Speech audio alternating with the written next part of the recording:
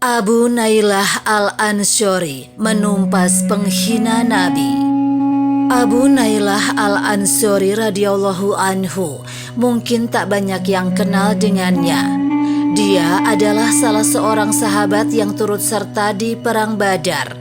Di Perang Uhud, dia tetap teguh bersama Nabi Muhammad SAW di saat sebagian orang kocar-kacir.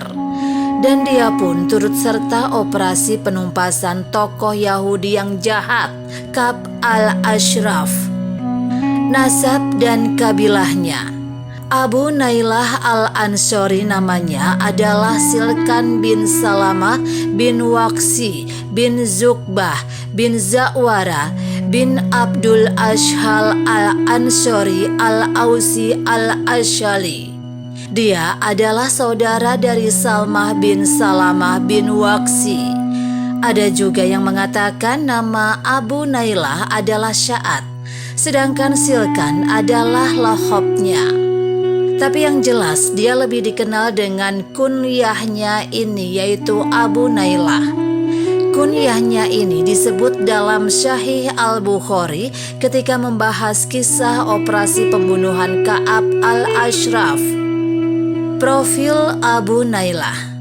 Seorang prajurit, Abu Nailah radhiyallahu anhu adalah salah seorang jago panah di kalangan sahabat Nabi SAW. Mengedepankan Allah Subhanahu wa Ta'ala dan Rasul-Nya dari persaudaraan. Ka'ab al-Ashraf, seorang tokoh Yahudi yang jahat, adalah saudara sesusuan Abu Nailah. Kedudukan yang dekat.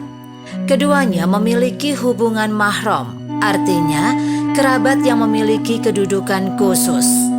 Namun demikian dia tetap turut serta dalam operasi penumpasan tokoh kerusakan ini. Dia lebih mengedepankan Allah Subhanahu wa Ta'ala dan Rasul-Nya daripada hubungan mahram. Pembela Rasulullah Shallallahu Alaihi Wasallam saat perang Uhud, kaum muslimin mengalami kekacauan. Kabar tentang terbunuhnya Rasulullah Shallallahu Alaihi Wasallam tersebar. Duka pun merundungi dada para sahabat. Akal mereka tak lagi berjalan normal karena sedih luar biasa. Sebagian dari mereka termenung, sebagian lagi pulang, tak lagi terlibat dalam perang. Dalam kondisi kalut tersebut, Abu Nailah tetap tegar bersama Rasulullah Shallallahu Alaihi Wasallam, melindungi beliau di saat genting, di saat beliau terpojok dan menjadi target utama musuh. Bersama Rasulullah Shallallahu Alaihi Wasallam. Dalam kitab As-Sihat, Ibnu Hibban menyebutkan bahwa Abu Nailah adalah veteran perang Badar. Dia adalah seorang ahli panah di tengah-tengah sahabat Rasulullah Shallallahu Alaihi Wasallam. Karena kepercayaan Rasulullah Shallallahu Alaihi Wasallam pada dirinya, dia dilibatkan dalam operasi penumpasan Ka'ab al-Ashraf al-Yahudi. Padahal keduanya adalah saudara sepersusuan. Kisah operasi penumpasan Ka'ab al-Ashraf. Penumpasan Ka'ab al-Ashraf terjadi pada 24 Rabiul Awal, 25 bulan setelah Nabi hijrah ke Madinah. Dia adalah seorang provokator, penyulut kebencian dan peperangan. Dia menyerang Rasulullah Shallallahu Alaihi Wasallam dan para sahabat dengan syairnya, menggelorakan semangat orang-orang untuk berperang menghadapi Nabi.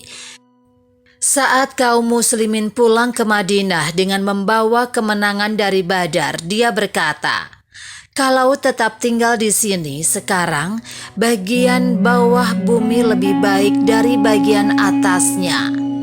Lalu Ka'ab berangkat ke Mekah. Dia tangisi kematian pembesar Quraisy. Kemudian dengan syairnya dia memotivasi mereka untuk membalas. Setelah itu dia kembali ke Madinah. Rasulullah Shallallahu Alaihi Wasallam berdoa, "Ya Allah, balaslah Ibnu al-Ashraf dengan cara yang kau kehendaki. Karena dia telah nyata-nyata menebar keburukan dengan hasutan dan syairnya."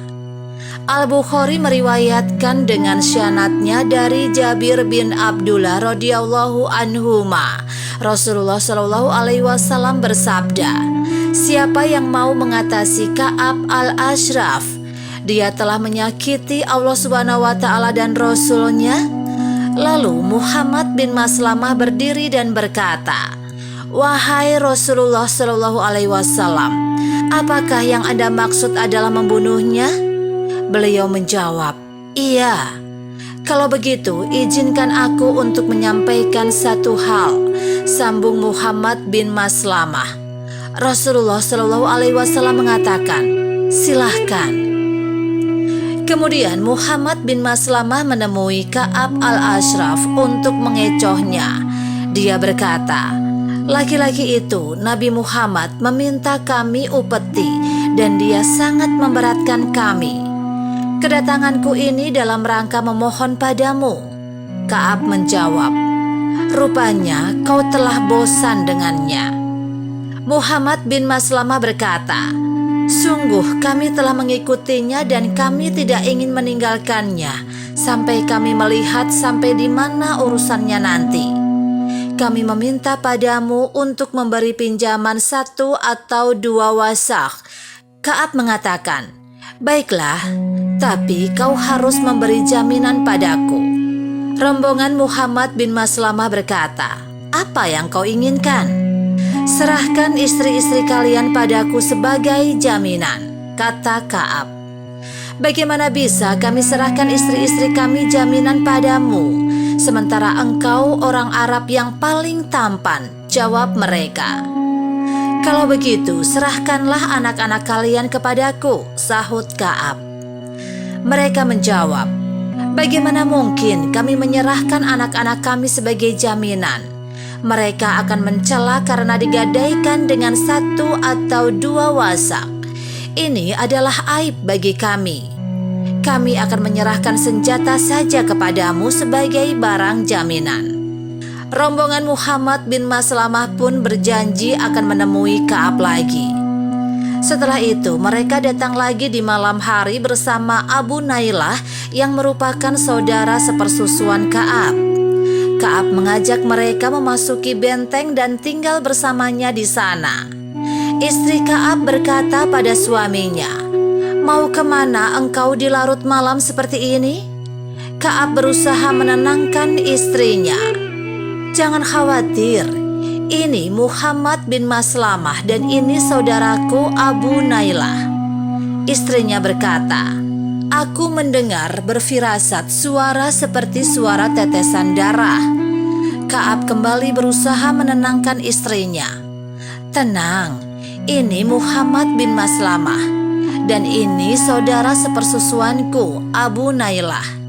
Orang yang mulia apabila diundang di malam hari pasti dia penuhi." Lalu Muhammad bin Maslamah menyusupkan 2 orang lainnya ke dalam benteng.